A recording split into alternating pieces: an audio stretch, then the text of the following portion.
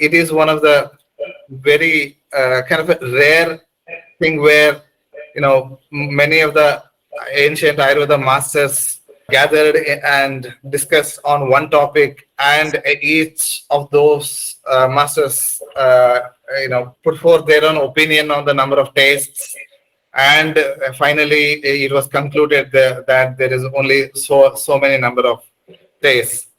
So as Dravagana student back in 99 2000, I enjoyed Gururaja sir's narration of this, and I wanted to share that enjoyment with the fellow Ayurveda students. So Gururaja sir, can you please elucidate this topic for us, please? See, Bhadrakapya is these things usually present entire discourse or the dialogue in the presentation, whatever it is there. It's available in the 26th chapter of Sutrasthana Charaka Samhita, Atreya Bhadrakapya Adhyaya. In that, very clearly, the number of rasa has been decided. So, in front of Master Atreya, his disciples started keeping their views. The first one was to keep his Bhadrakapya, and he said rasa is nothing but jala, no other taste. It is straight away jala, which is subject to one which is identified by the tongue. So it is nothing but jala mahabhuta and jala.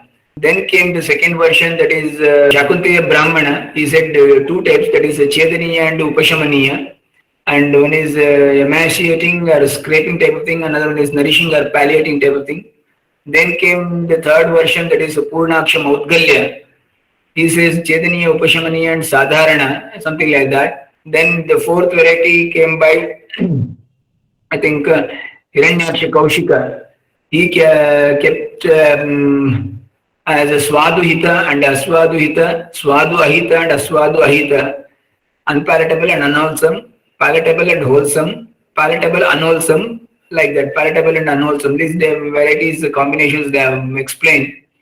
Then came a fifth variety by Kumarshila Bharadwaja. He is kept based on the Panchama Bhutas like Parthiva, Apya, Tejasa, Vayu and Akashiya elements. Based on that, rasa has been classified. Then came the sixth variety. We all thought, everybody, that the sixth variety is right and it will be a very good one, and it is what we are going to learn, but it is being kept forth by the sage Ayurveda.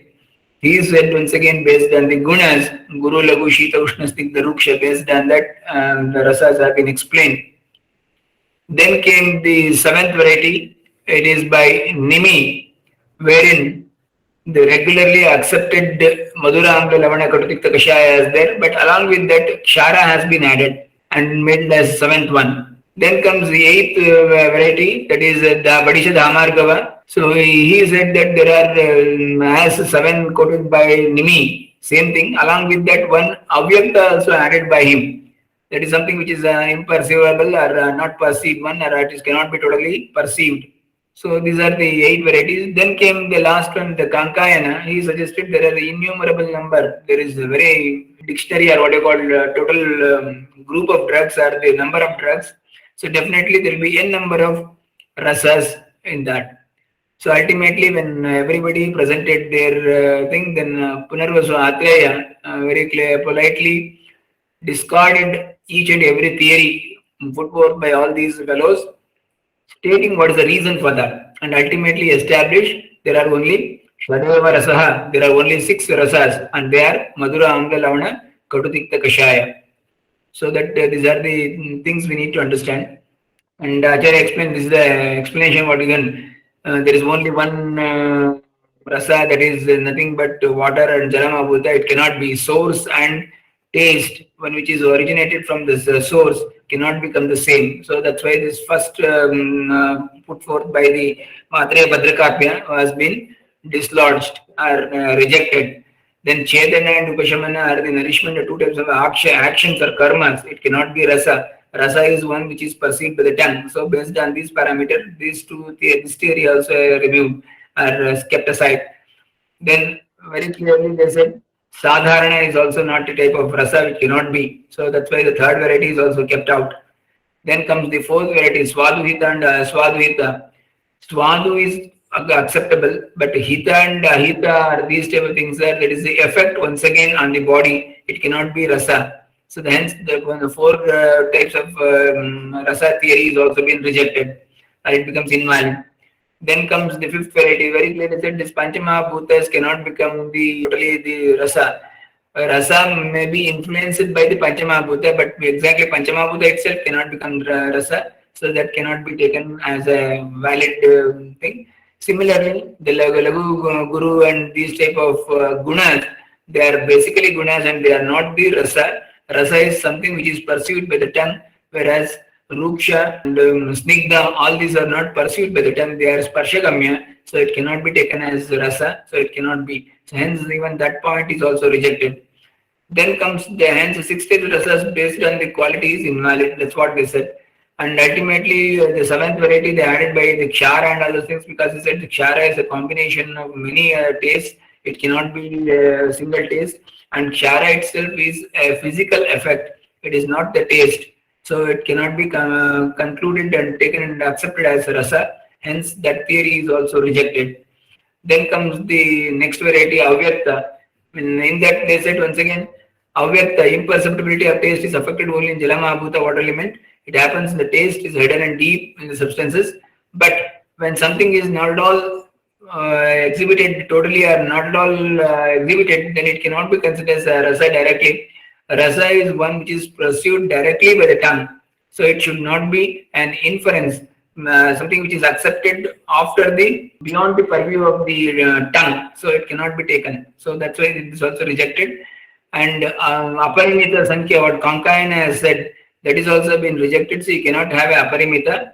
It only six, and they are Madhura, Amla, Lavana, Kadutikta, Kashaya. So these are all the six varieties of rasas, which is directly perceived by the tongue, and in a very specific differentiation, these are accepted, I mean identified or perceived. Hence, it can be taken. But in modern medicine, they feel that there are only four type of taste buds, so we will have only four. Particularly the pungent and astringent, these two cannot be a taste, and there are the local effect. They say that, so it is up to them. And ultimately, they are also started accepting that these are also the effect is also a type of rasa, but there are a little bit of controversy or something like that. But otherwise, these are the six rasas which is accepted in Ayurveda. So it's a wonderful thing that they have Acharya Charaka has included in the Charak Samhita that many Ayurveda experts from very different places came together and made such a conference and picked up one particular topic and discussed from all possible angles and decided on the number of rasas. And going with that, the Swadu Hita, Swadu Ahita, personally likable or not likable. So one is that the tastes were presented by some acharyas as if it is a personal choice whether somebody likes it or not. Or some people went directly into the gunas like Lagu, Guru, Ushna, Shita, etc. Directly into a pharmacological explanation, which is a quality of the herb rather than particular taste. So ultimately, the author Lord Punarusu goes on to explain each taste, its qualities, and so on and so forth.